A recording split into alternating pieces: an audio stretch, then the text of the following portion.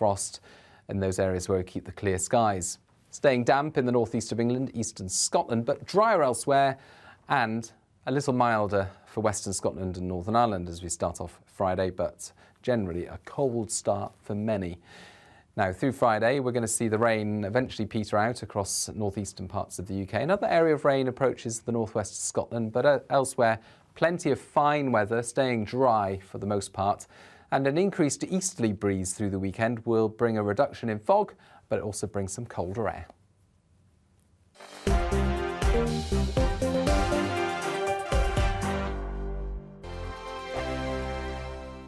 I'm Mark Dolan. Join me at 11 on GB News for Headliners, in which I'll be joined by two of the UK's top comedians discussing tomorrow's papers. If it's an important story, we'll cover it, but we'll have some fun along the way. Headliners, the late-night paper review that won't send you to sleep like the others will.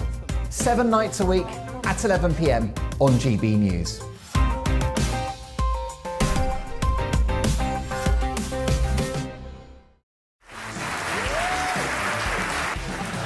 My name is Andrew Doyle. Join me every Sunday evening at 7 p.m. for Free Speech Nation. This is a show where we address current affairs and news stories of the week with the help of two wonderful comedian panellists. I brought in comics because I want to give it a lighter edge, and also they work for less. See you there.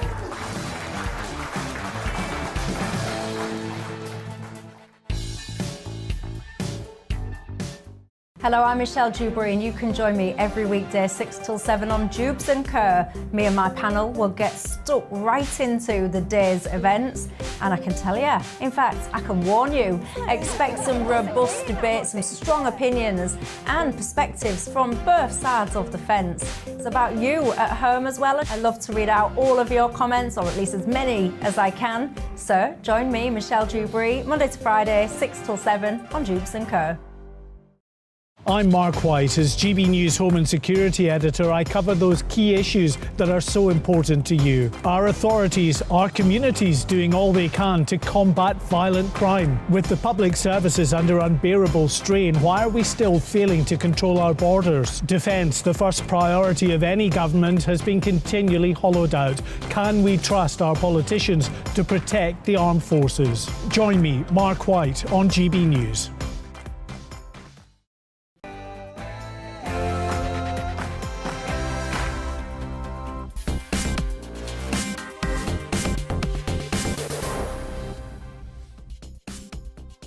Tonight on Farage, I'll be asking, is the PM deluded when he says he's going to solve the cross-channel illegal migration problem?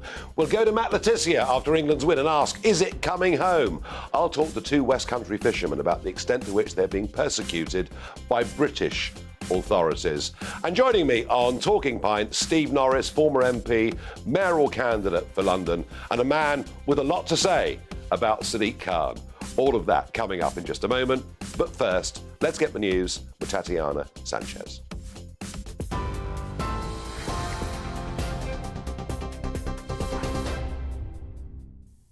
Thank you, Nigel. This is the latest from the GB Newsroom. The Prince of Wales says there's no place for racism in society. The statement coming after a royal aide was forced to resign over comments made at a reception. Ngozi Fulani, who's the founder of a domestic abuse charity, says she was repeatedly asked by Prince William's godmother where she really came from. Lady Susan Hussey then challenged her after she told her she was born in the UK and is British. Kensington Palace says the comments were unacceptable and it was right for her to step aside with immediate effect. More than 10,000 ambulance workers have voted to strike across 9 trusts in England and Wales next month. Unite Union, the latest to announce staff walkouts. They're joining thousands of 999 call handlers, ambulance technicians and paramedics who are also set to walk off the job. Other strikes will hit National Rail as well as other train operators, and more than 100 Eurostar staff will stop work. The announcements follow today's action by university and college union members and postal workers. The government has asked police for the use of 400 cells to house prisoners because of overcrowding. Prisons Minister Damien Hines told MPs there's been an unprecedented increase in the number of offenders over the last few months. He says it's partly due to the Criminal Bar Association strike over the summer, which saw more people on remand. HSBC will close 114 bank branches across the UK. It says the decision comes as remote banking soars in popularity, with mobile app users almost tripling since 2017. The bank has also seen a decline in footfall since the COVID pandemic. It plans to invest tens of millions of pounds updating its remaining branches. A major trial of an experimental Alzheimer's drug has shown for the first time that early stages of the disease can be slowed. Scientists found after 18 months, lecanemab stalled progression by 27% compared with patients taking a placebo. However, experts warn as the medicine works during the initial stages of the disease, most won't benefit unless there's a revolution in spotting it. Labour leader Sir Keir Starmer has accused the Prime Minister of being weak during a heated PMQs this afternoon. Rishi Sunak came under fire from the opposition over private school funding, failure to maintain house-building targets and the latest series of industrial action. And the Prime Minister has visited a Christmas market on Downing Street. A warning for TV viewers, the video we're about to show contains flash photography. Rishi Sunak and his wife visited the food and drinks market at number 10, promoting British small businesses over the Christmas period. They spent their time speaking to business owners, smelling candles and an array of cheeses. TV, online and DAB+ radio. This is GB News. Now it's back to Farage.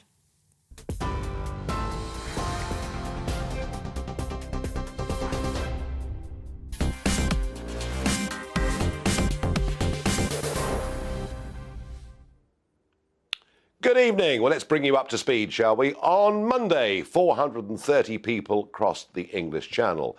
Yesterday, Tuesday, the official figure was 884. Nearly all young men, mostly from Albania. And today, we don't quite yet know the numbers, but it almost certainly will be over 500. That's over 2,000 this week. The Manston Reception Centre will be full once again, and hotels will be filling up all over the country, especially in seaside holiday towns. It gets worse and worse. It's through 44,000. If the calm weather continues, goodness knows what the numbers may be. And yet, in Prime Minister's questions today, Rishi Sunak was asked a question about Brexit. This was his response. Straightforwardly, I was proud to support Brexit. It was the right thing for this country. It allows us to, first of all, get control of our borders, which is incredibly important, and reduce migration. It allows us to take control of our borders, in which case, Prime Minister, and the two preceding Prime Ministers, let's add Mrs May in as well, why haven't you done it? Because we're not controlling our borders in any way at all. Legal immigration is now at an all-time record. Illegal immigration is completely out of control. To simply say it allows us to control our borders. I mean, what is this man thinking? But it got worse, because Paul Bristow, who was the Conservative Member of Parliament for Peterborough, got up and made this point. The number of people crossing the Channel is a national emergency. The number of migrants in hotels is a national emergency. Isn't it time we had a Cobra-style committee involving the DWP, DLUC, the Home Office, and led by number 10 to tackle this crisis? Minister.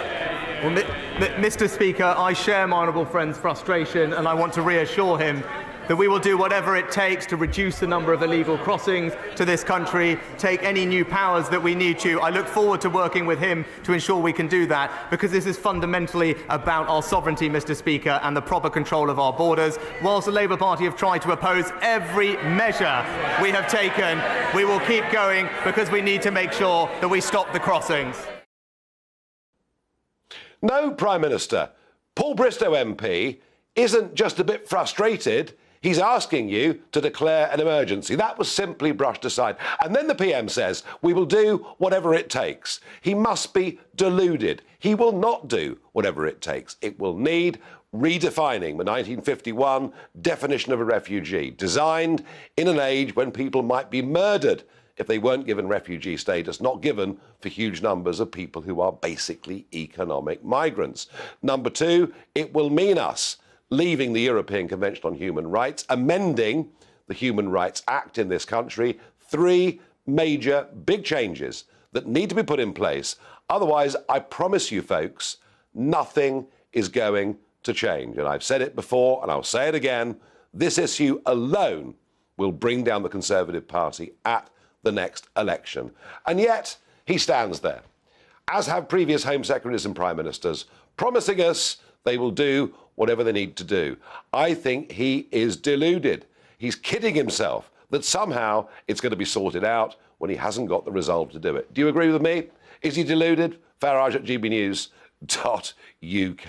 I really think that he is. Now, look, we like to have a bit of good news on GB News, and I thought yesterday, actually, England winning 3-0 against Wales was a bit of good news. We're joined by former Southampton and England star Matt Le Tissier. Matt, good evening. I was with you on Friday when we watched a fairly, should we say, pretty average, maybe even dismal performance against the USA. Last night was a lot better, wasn't it?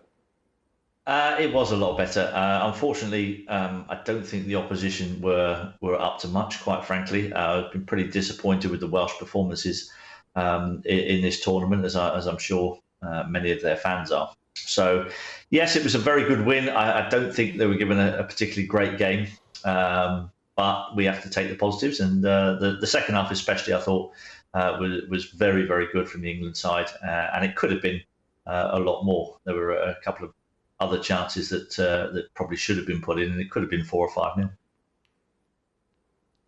Normally, Matt, at this stage of a tournament, whether it's a World Cup or whether it's a European Championship, normally at this stage, there are flags flying off, car windows. There's a general sense of buzz and excitement. And somehow, this Qatari World Cup being held in the middle of the English Premier League season, the huge arguments and rows about their customs and cultures, which are rather different to ours. It doesn't feel like there's an awful lot of energy. I'm not hearing it's coming home, playing out. Is that because Qatar was a bad choice of World Cup location? Or is it because English fans kind of know we're not really going to win this? Well, I think there's another option to that. And I think a lot of it has to do with the time of year that the tournament is being played.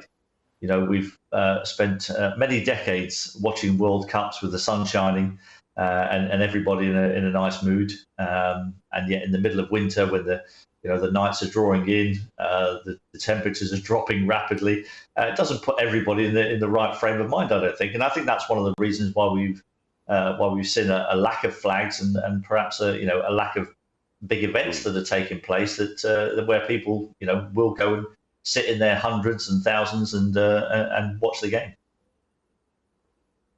And what do you think, Matt? How far do you think we can go? I certainly think we can get past the round of 16. I think Senegal is a team that really we should be beating. I know there's been some shocks in this competition so far, and you don't want to take anything for granted. But I think when you look at the two teams on paper, I think we certainly have the stronger side. So I think it's a very good chance of going through to the quarterfinals, at which stage the chances are we'll probably meet France. And I think that will be a huge challenge for us. And I think that game will probably be the most important one of the tournaments. I think if we get through France, then I think we can start believing that perhaps, we can win this thing. Right, let's hope so. Final thought, if I can, with you, Matt. Gary Lineker, the high preacher of the football commentary world, the BBC's highest paid person, giving us many moral lectures over the years on a variety of issues, including all that is wrong with Qatar. And we learned a few days ago that actually between 2009 and 13, he earned £1.6 million working for a wholly Qatari-owned sports channel. Any thoughts on that position that Lineker finds himself in? Yes, I think Gary needs to be very careful with some of the stuff that he spouts, quite frankly, because the word hypocrite and Gary Lineker may well be used in the same sentence quite a few times over the next few weeks. So, I think he perhaps needs to just be careful with his words and remember what he's done in the past. Very good. Very diplomatic, I thought, there, Matt Le Tissier. Thank you very much indeed for joining us this evening. And I tell you what, folks, he's not that diplomatic in private, I promise you. In a moment, we will have a look at literally the victimisation of small fishermen in Devon and Cornwall in this country. We thought with Brexit, so much was going to improve for our fishermen and their families. Thus far, it doesn't really appear to be happening.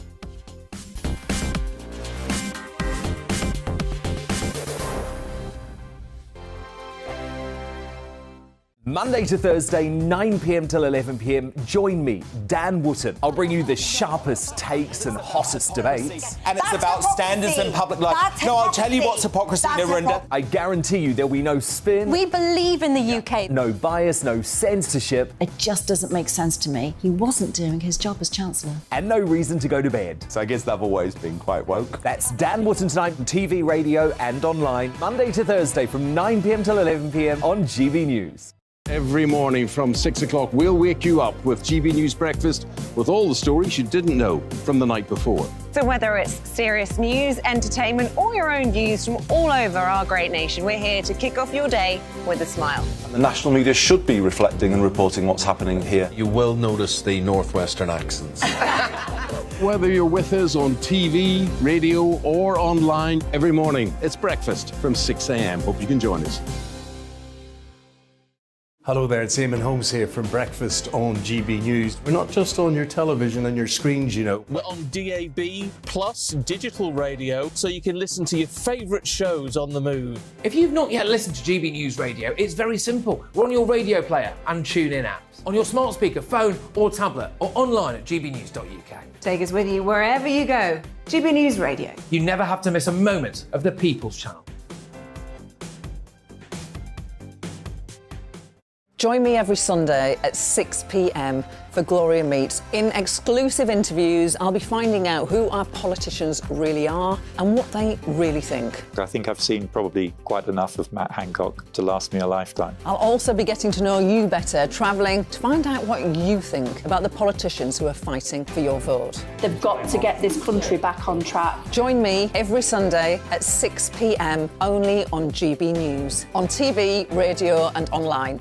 My name's Tom Harwood and join me 9:30 a.m. every weekday for The Briefing, your one-stop shop for everything you need to know about what's going on in politics today. I wonder if this is a deal that might need to be like the biscuits in this factory, twice baked. Is there not an opportunity here to win out against the extremes? Tom Harwood, GB News. What are you going to do about it? Things should have been done differently, and they certainly are being done differently. Don't miss it. The Briefing with me, Tom Harwood, 9:30 Monday to Friday on GB News. Hello, I'm Simon Evans. Join me on GB News for Headliners at 11 p.m, where I'll be joined by two of the country's top comedians as we take a look at tomorrow's newspapers tonight. If it's a big story, we'll be covering it, I guarantee, but we'll also have some fun along the way. That's GB News Headliners at 11 p.m. We won't put you to sleep, unlike some of the other paper review shows out there. So join us, 11 p.m, 7 nights a week.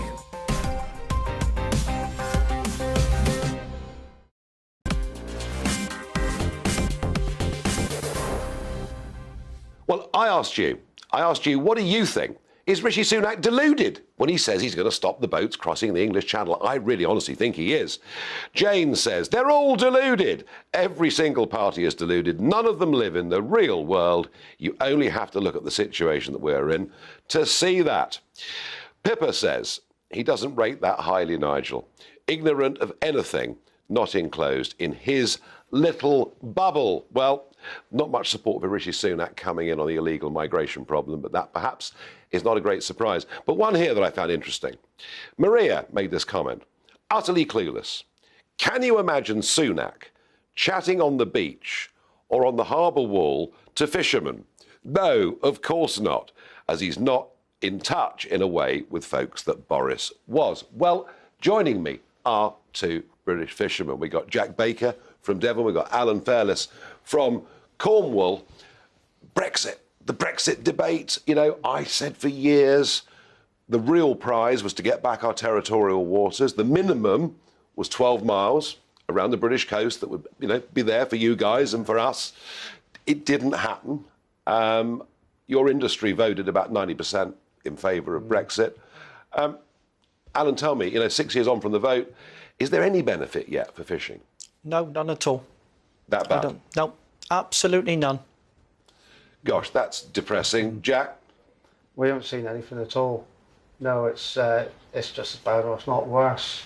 We need to take control and at least get all the foreign boats, exactly the French, and that away from our shores. Because we've got control up to 6 miles. But from what I can understand of it, right along the south coast from Kent to Cornwall, there are a very large number of EU boats fishing on that 6 mile line. It's massive. It's ridiculous. You look on AIS or on marine traffic, when it's blowing a gale of wind, all the British boats are in tied up and it's plastered with French and Belgian, Dutch fishing vessels right into 6 miles, absolutely slaughtering our ground. There's nothing we can do about it. It should at least be out to 12 miles, at least. I think, you know, I mean, actually, the Faroes, Iceland, Norway have 200 miles. International law allows you up to 200 miles that you're in control of. There's a heck of a lot more to do, and I understand that you boys feel let down. But what I particularly want to talk about is, for years we talked about the common fisheries policy, the iniquities of the common fisheries policy. What we've not talked about enough is the way the British authorities, or in your case, English, Cornish and Devon inshore fisheries authorities, have been treating small individual British fishermen. Alan, you've had a case of really being somewhat victimised by these people. Very much so. In 2016, I was boarded by a fishery officer, Nicholas Sanders. I'm a netter and a potter. I'm allowed crab claws out of nets, which I had 9 kilos on board. And because I was hauling lobster pots, she straight away decided that they come out of pots. She then started cautioning me, and the next thing is I get a letter through asking to go in for an interview. I said, no problem, we'll do it via correspondence. I took legal advice from a good friend of mine, Chris Wills, who wrote to them. And then the dispute was over the crab claws. I told them they come out of nets, which I'm legally allowed. They haven't given me any evidence to show they come out of pots whatsoever. But basically, you're guilty. You've got to prove your innocence. That's right. And furthermore, they then targeted me for late shellfish returns, which I was like lots of other boats. I've got the data showing it, which I showed you earlier on. Yeah, I looked at it. I have hundreds of other boats doing it, but they just targeted me. Why? Well, I think the principal officer lost a court case against me in 1999 for obstruction. Again, he accused me of something, and I think he held a grudge. OK, well, he may have done, but either way, you were targeted. And Jack, your case is astonishing, because you've just finished 6 years of legal action. In short, you were fishing in a permitted area. But you were hauling nets, sorting out fish, and then the boat drifted into a... Thing is, we've got a small corridor to work in this area we're working. So we trawl up and down the corridor. As we come towards the end of it, haul the trawl up into the boat. Boat's still in gear, just in slow, on autopilot. It goes into the no-go zone, which you're perfectly allowed to. But that time you go in and you turn the boat, so it's clear of the rocks, going along, sorting the nets out, sorting the fish out, everything like that. Turn around, come back, and shoot away again back in the go zone. Now, what they're turning around is they're saying your fishing speed in the no-go zone, because same speed with a boat just in gear on low revs, it is flat out trawling. They say your fishing speed. So they say you're guilty. There you go. Yeah, that's it. But you decided to fight this. I mean, they were going to fine you, obviously, for this. We did. I got dragged in for an interview. To start with, I told them everything what happened, and they said afterwards, "See exactly what you've been doing, but we think you've been fishing." So 6 years Similar to you, of absolute hell with me and my family going through 25, 30 days in courts all over the place, just because they think, which is no good. It never go through a court. In magistrates' court, we never stood a chance because the prosecuting officer posed as an expert where he was told not to, and I was just a fisherman. I wasn't on that boat at the time. And this is all costing money? It's costing me money all the time. I had to borrow on cards to pay for the lawyer at the time. We got fined £22,000 each, myself and the skipper. And then if it wasn't for Alan telling me, I could appeal to a Crown Court and do it myself, so that's what I did. I said to them, you haven't heard the end of it, and they didn't. Well, good for you. And you've won. You've won. Yeah. You know, Jack's won a really big victory, front page of Fishing News and all the rest of it. Yeah. And yet, Alan, you've backed him all the way on this and given him great advice, and you're a fighter, clearly. He's won, but look at the cost of him. Well, that's right. I know how the IFCA works. Unfortunately, they're using a lawyer, Fred Howell, who's... Let's not name names, but go on. But he's freelance, and he just tries to run up massive legal fees against people that can't afford to fight back. So I know the way he works, and so do the judges. The judges are used to it. Magistrates think he's lovely, but... OK, hence your Crown Court judgment, which in the end proved right. Yeah. But we have to ask ourselves a question. You know, we know that officialdom can be excessive and can be over the top. We know that you guys are at the smaller end of the industry. You're not the big multi-million-pound businesses, and you're a softer target. But, I mean, what are they trying to do, these inshore fisheries committees? Are they trying to close down the little guy? Not all of them. No, I don't think up the line, because they're as bad. It's basically Devon and Cornwall that is using this prosecutor only. Right. They weren't like it beforehand. And I think they've done exactly what Judge Lidford has just said in his judgment. They believe a crime has been committed. They don't investigate it properly. They don't interview. They use a lawyer to run up massive legal fees so that people will cave in, because the average working person can't afford it. But this man didn't cave in. No, but he was very lucky. I was lucky. I went on my own, and Dan was with me on the first call. I had a letter from the Director of Operations saying that VMS was no good on its own, which is Vessel Monitoring System. Which says where you are. Where boat is, heading, end course. That's it. So it doesn't show fishing. I brought this letter in, and the judge even said this is of big significance, could fall flat in its face. You need to sort this out. From there, they totally ignored it. So they ignored the Director of Operations. We got a letter the same from Robert Goodwell from the House of Lords. They ignored that. They just kept going, thinking I'd give in.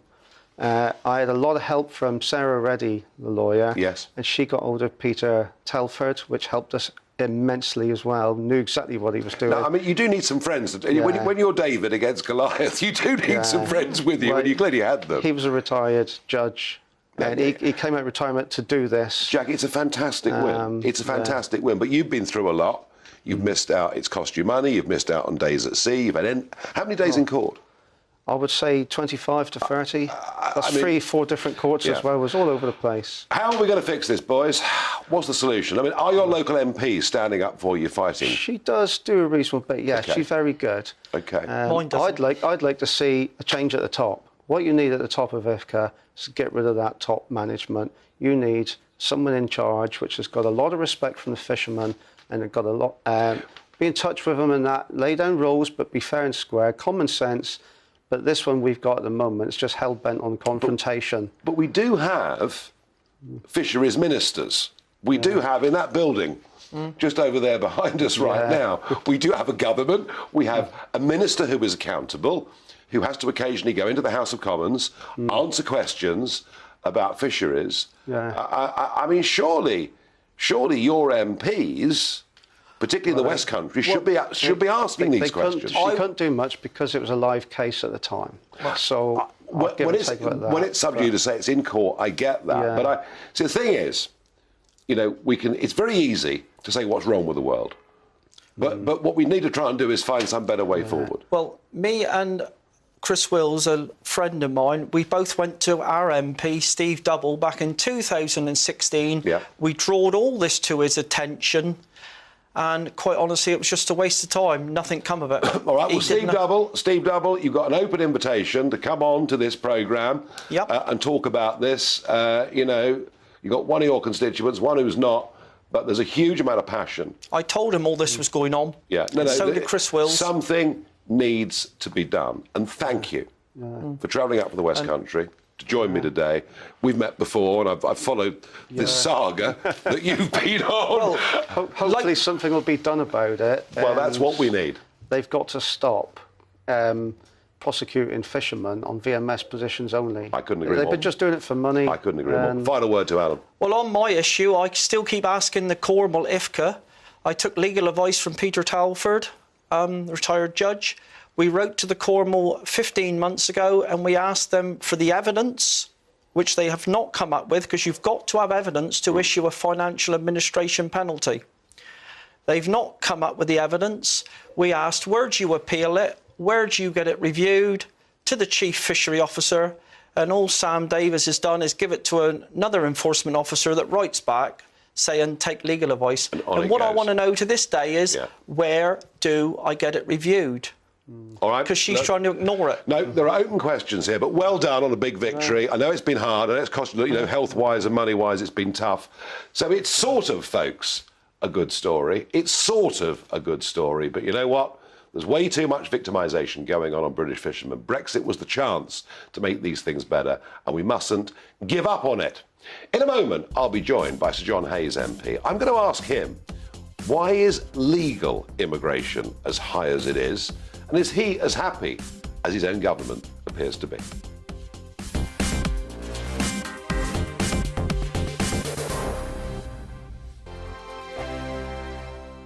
We are GB News, and we'd like to say thank you to each and every one of you for bringing us your conversations, for helping our great nation find its voice. We are here for you on radio, television, and online. Across England, Scotland, Wales, and Northern Ireland. It's not the BBC, you know, you actually get your facts right. We are proud to be GB News, the People's Channel, Britain's news channel. Monday to Thursday on GB News, it's Bev Turner Today from 10 a.m. We're going to be here for you, our GB News family, to keep you up to date, but also make you smile. The guy went from puberty to adultery. And I can't wait to bring a few of my own opinions. I have no time for cultural totalitarianism. We'll engage in passionate, but always polite debate with your thoughts and opinions at the centre of it all. Monday to Thursday, 10 till 12, on TV, on radio and online. Every Friday and Sunday night from 9, it's Mark Dolan Tonight. We're on the same page again. There's something good happening. Let Ian finish. Don't be such a cranky. That mini budget was the tip of the iceberg. And on Saturday, my show just got bigger. From 8, it's Mark Dolan's Saturday Night In. You can't govern a country if you can't speak. Stop talking. My God, we reached the end. I've never been early in my life. Only on GB News, the People's Channel. We are GB News, right across the nation. You can get us on television, on radio, on digital. We're absolutely everywhere. Amazing. You see, amazing. You remind me of me in the European Parliament. But here's the most important bit. We are not part of the mainstream establishment. We think and speak just like you do. We are the People's Channel. Magnificent. That's really, really thoughtful. Come and join us on GB News, the People's News Channel. Hello, I'm Alastair Stewart, and I'd invite you to join me at noon on Saturdays and Sundays for Alastair Stewart and Friends. I've been in this business for over 40 years. Now, here at GB News, I've never been happier. I get to choose the big stories that really interest me. We hear what you have to say, and you hear what I have to say. I really hope you can join me, noon on Saturdays and Sundays. Hi there, it's Stephen and Anne. At breakfast from 6 a.m, you'll always be caught up with everything you need to know, the latest headlines, opinions and debates. We'll bring you the good news and the bad, but most of all, we're here for you. Remember, send in your views and let us know what you would like us to talk about. That's because we're your news channel. And every morning at 6 a.m, it's breakfast on GB News.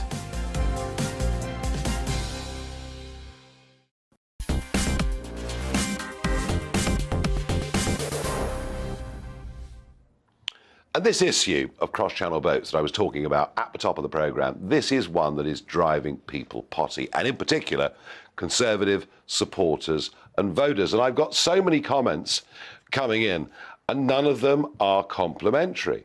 You know, I couldn't agree more. I believe Mr. Sunak is completely bereft of reality. You know, Raju says, not only do I agree that the PM is deluded, he is also the most ineffective, useless and unelected person to hold that office.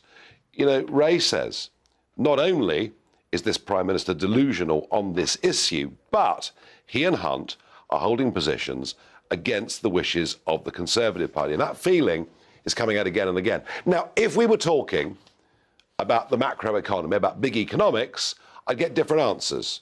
Because some would say, look, whatever we think of Hunt and Sunak, you know, we're not in financial crisis in the way that we felt we were the other week.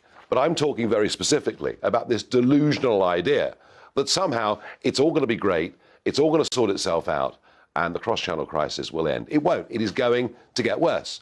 Unless we change the law significantly in this country, unless we take real action, then next year, goodness knows how many are going to come at a massive cost and price to all of it. Anonymous says, I am a member of the Conservative Party, but I would not vote Conservative again until we get some people in Parliament who care about the country. Now, Joe Biden, well, one of his appointments, now this is really, really astonishing. One of Joe Biden's appointments is somebody called Sam Brinton. This is my What the Farage moment. I say somebody, I can't say man, and I can't say woman, because their pronoun is they. They are gender fluid. But this person has a very, very important job. Yet this non-binary person is the nuclear waste guru of the Biden administration and in charge of nuclear waste disposal. So it is a very responsible job indeed. And this is astonishing. This is astonishing. Sam Brinton has been charged with theft. It's a quite unbelievable story. Having caught a flight from Washington to Minneapolis, Sam Brinton did not check in any luggage. And yet, when the luggage belt was open in Minneapolis, he went to his hotel with a suitcase with $2,500 worth of ladies' clothes. Quite extraordinary. I presume Brinton will lose his job. Doesn't say much, does it, for Biden's ability to appoint people. There we are. We're being very badly led on both sides of the pond, in my view. In a moment, I'm going to be joined by Steve Norris. He was a Member of Parliament, he was a minister, he ran for London Mayor, and I think he might just have one or two things to say about our current Mayor, Steve Khan.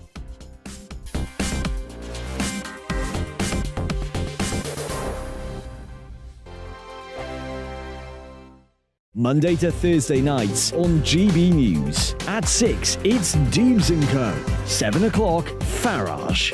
At 8, join Mark Stein. And at 9, Dan Wootton Tonight, followed by Headliners. On TV, radio and online. This is GB News. We are GB News, the People's Channel. Why not take us home with you by visiting the GB News shop at gbnews.store. You'll find all the official merchandise, a really good present actually for yourself, your friends or your family. We ship across the UK mainland at no extra cost. GB News, the People's Channel.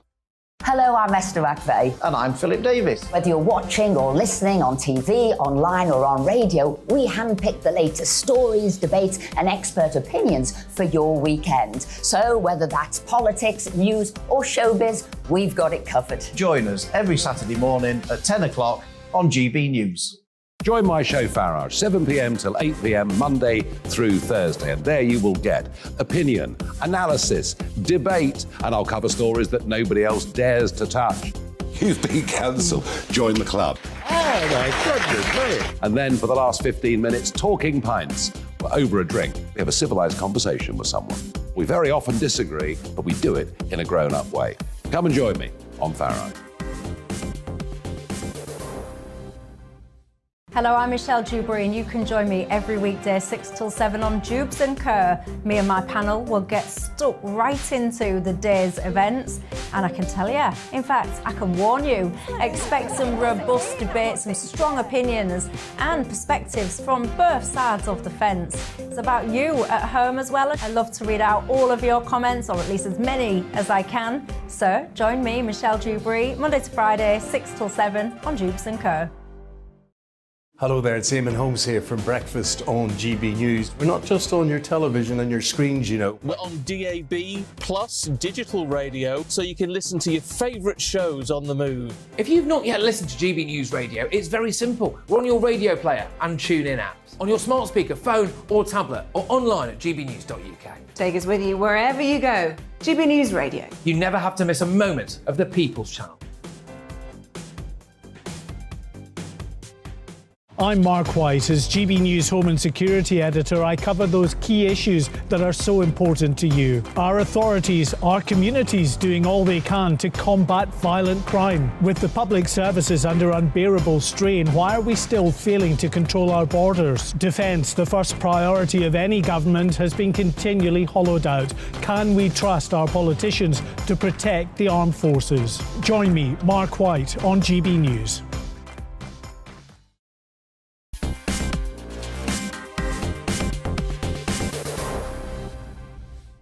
It's that time of the day, my favourite time of the day. Of course it is. It's Talking Pints with Steve Norris. Steve, welcome. Great pleasure, Nigel. Talking Pints. Now, your career is interesting. The way you've sort of, for decades, you've straddled business and politics, and you've done a bit of this and a bit of that.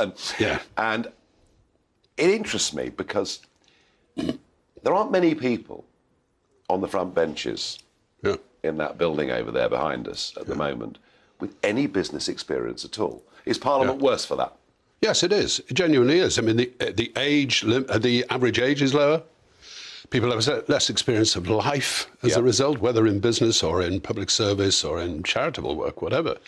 I mean, you know, nostalgia isn't what it used to be. I give all that, you know. And the truth is that when I went in first in the House of Commons in '83, I had my own business. I wasn't particularly aware of what the salary was that you got. It didn't really make much difference, but I was not alone by any means.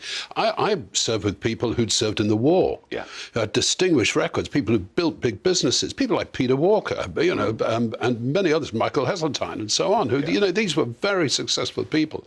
And Margaret, you know, herself was somebody who, you know, had had a pretty decent career and, of course, married to a man who himself was a pretty senior businessman. So I do think, sadly, that this sense in which, you know, we've got more and more special advisors turning up in safe seats and suddenly finding themselves on the green benches in their late 20s and early 30s is actually sort of reducing the effectiveness of the House of Commons because there just isn't the experience there that there used to be. It's quite bland, isn't it? Really? It is, I'm afraid. It is bland. But I think there's a bigger change, which is part of social media, and I think this isn't appreciated enough. You know Edmund Burke's famous phrase about, I am your delegate, not your representative. What he meant was, you elect me. And I then go to Parliament and I do the best that I possibly can for what I believe the country needs. And sometimes that might not be quite the view of the majority of my voters, but I'm there to do what I think is best. Nowadays, because of social media, every MP is absolutely focused on the local ticket. It's quite interesting. You've seen in the last couple of weeks a revolt over whether we want to frack or not. Now a revolt over whether we want onshore wind. And a third, and another favourite one, which is should we basically just sweep away housing targets and let the NIMBYs get away with it, you know? All of this is because of this massive concentration that MPs have to have. There's no getting away from this, you know, on the seat. I'm going to lose my seat because they think, actually, funny enough, they won't. They won't just because, for example, they take a contribution. You get 150 emails overnight. So everyone thinks that. And Now, you walked away in '97. You didn't stand up there and you were back to business. And that could have been the end, you see, of Steve Norris's political career. But it wasn't, because he decided he just had to have a go once, twice, almost three times, and maybe again, I don't know, at London Mayor. But it was tough, wasn't it? Because you were standing against a Labour Party in 2000 who were in the ascendancy. Yes, quite. With the longest honeymoon period I've ever seen. Yeah. And of course against Ken, who, yes, you know, he sat in this chair, he's done talking about, and he is, you know, he is the cheeky chappy and all the rest of it. Yeah, I enjoyed his company, actually. Yes, I agree. You can disagree with many. Of course. Gosh, yes. You would think half of it's crackers, but you can't really dislike him. Well, I think he's the best mayor we've had among the three. I mean, he's the reason we got the Olympics in 2012. He's the reason that, you know, the city is what it is. He was the man who basically made Transport for London work, took 12 different agencies which I had to work with when I was Minister for Transport, with a big responsibility for London. Yeah, I mean, in my view, he is the man to watch. No, for me, I've always been fascinated by kind of urbanism. You know, by the end of this decade, 70% of the world's population is going to live in a city. And cities can either be like some of the great Indian cities with these massive, you know, areas of utter squalor and deprivation and massive riches in the centre, or, funnily enough, you know, where, for example, you've got decent public transport systems, just a start, you get the people without jobs to the jobs without people, citizens start to work. So, for example, the two things I'm proudest of in my time was the Jubilee Line extension, which completely invigorated East London and means that actually you could have the Olympics in East London. And the second, of course, is Crossrail, where I took the first bill through, now the Elizabeth I mean, Crossrail's fantastic. Yeah, it's Steve, amazing. But how long did it take? Well, it took a long time, but let me tell you, it took a long time because the response I used to get when I took this great scheme to the Treasury was the classic Liam Byrne line. Terrific, Steve, but I'm afraid there's no money. That was the first. Don't spend money, just don't spend money. Then, actually, when Labour said, what a ridiculous proposition to not approve the Crossrail programme, they then took 11 years to actually start it. And it was only because Ken, with his London hat on, insisted that they did. And they knew they couldn't disappoint Ken. You're being very generous to Ken Livingstone. It's very interesting to hear that. No, it's very interesting to hear that. Now, you're still involved with infrastructure. It's still one of the things that you do. Yeah. HS2. I mean, it's a huge sum of money. It's a huge project. For what I think is a very marginal benefit. I wouldn't say that. Funnily enough, and, you know, my wife says, as soon as you start talking about this sort of stuff, I just glaze over, and she really does, you know. The case is made for capacity. It's not about speed. One of the things that Andrew Adonis, who was Labour's Transport Secretary, always admits these days. The Ramona in chief. Oh, we could say that, and I'm absolutely with you on that, as you probably know. Nonetheless, Andrew, when he was Transport Secretary, was coming out of St Pancras, where there's a wonderful plaque in granite that says HS1, opened by the Queen. Ironically, it doesn't have to say which Queen, sadly, our late Queen now, but nonetheless, opened by the Queen, and that was it, you know.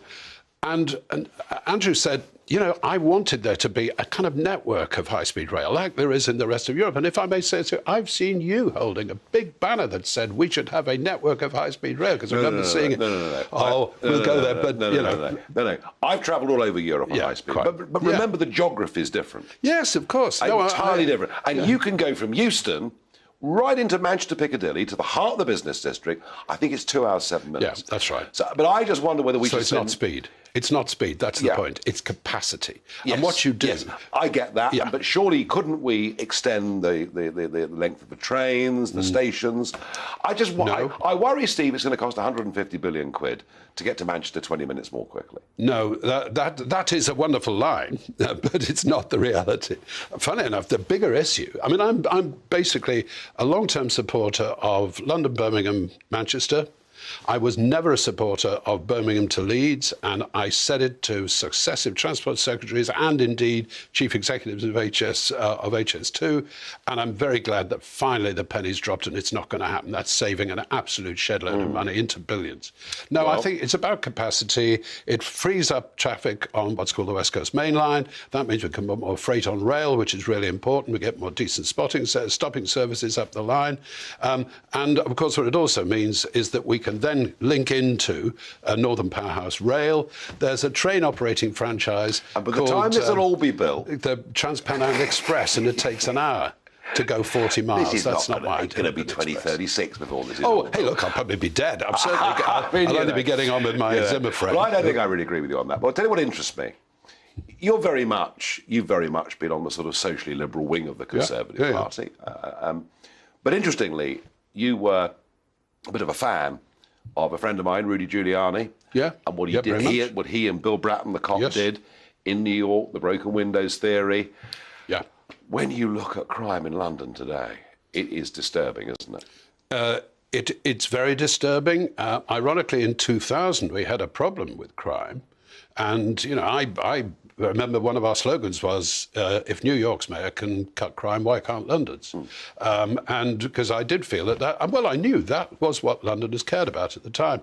In the intervening 2 decades, if you like, it was less of a problem. So that when Boris, for example, finished his term, it wasn't particularly glorious, but didn't do much damage, to be absolutely honest.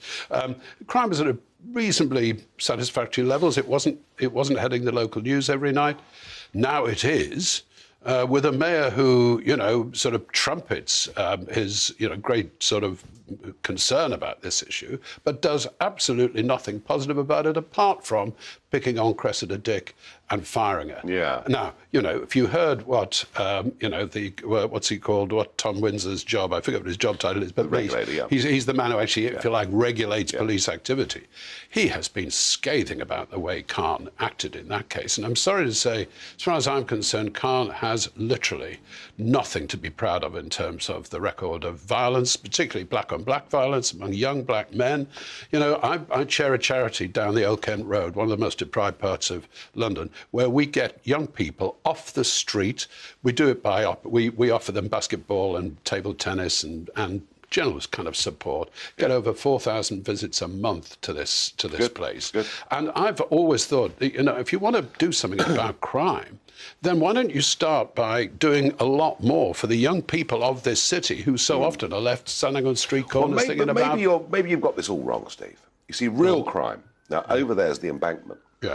Right, if you go along there at 2 o'clock in the morning, at 26 miles an hour, you will get a speeding ticket. It seems to me that the real criminals now in Khan's London are anybody that wants to have a motor car. I think 20's plenty sounds like a great sort of phrase, but it's pretty meaningless. And I'm absolutely straightforward about this. I think it's a complete waste of time and money. It absolutely distracts efforts away from the real criminal activity in this city that we ought to be concerned about, which is the rising advent of really serious violence against anybody, for example, getting out of a nice car. Targeted crime is on the increase. And for me, that's the real thing that Khan has done absolutely nothing about. Police A-frames the other day. Yeah. The police telling us don't wear smart watches in public. I mean, that's surrendering, isn't it? Yes, it is. It absolutely is. I mean, and you should be able to drive a car. Okay, maybe, you know, I say, wow, I wouldn't mind one of those days, you know. But the idea that you mustn't do it because you are making yourself a visible victim is just I know, it's awful. Yeah, and ULEZ getting back to cars going out to rural parts of Kent and Hertfordshire. The whole thing's mad. Can I just say, here's the spectacle. Here is a Labour mayor who taxes poor people who can't afford to upgrade their cars or their vans, but doesn't tax me because my car complies. I imagine yours might. Yeah. You know, that's appalling. If a Tory had done that, my goodness, you can imagine what Labour would have said. This is a Labour mayor who puts sloganising and with an eye on perhaps, you know, replacing Starmer one of these days, if he can get rid of Andy Burnham first. Yeah, I think Burnham, I'd fancy Burnham's chances more personally. Well, he's an Evertonian, so in my view, he can do no wrong. You said the Tory party. There's no Tory party. There's no Conservative party there. Come on.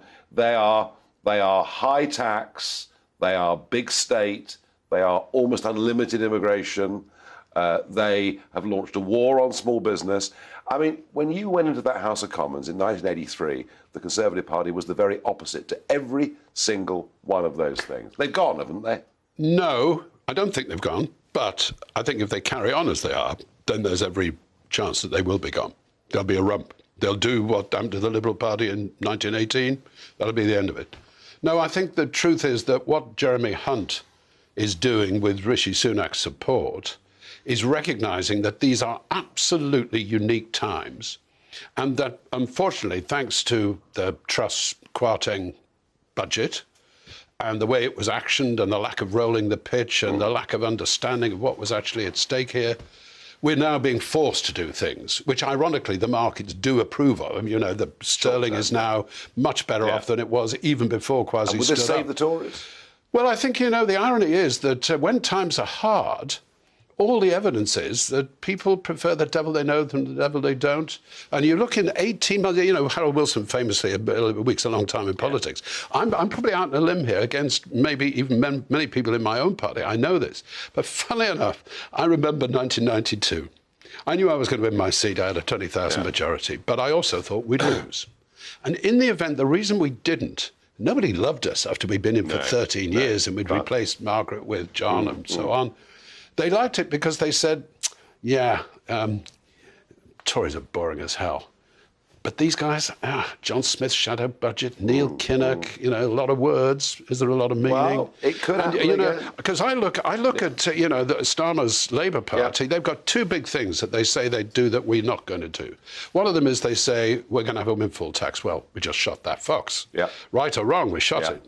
The second one is they say, we're going to abandon non-dom status, and with the money, we're going to spend a huge amount extra on the on the NHS. So, hang on a second, sunshine.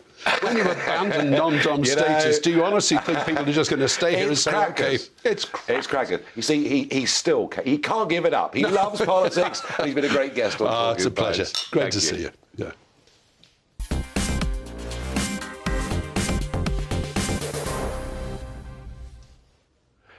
Quick time for talk for Barrage the Farage. A viewer asks me, do you think Donald Trump as the next president would be good for the future of the Republican Party? There's going to be a massive debate between Trump and DeSantis, a very big public debate, which I think, Steve, will be quite good for conservatism in America. Yeah, I do think so. DeSantis is definitely the one to watch. He's a very, very smart chap, but Trump is an old, heavyweight boxer. Oh, don't count him out. One more.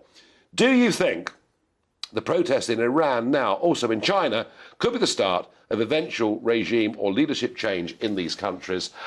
I hope so in both cases.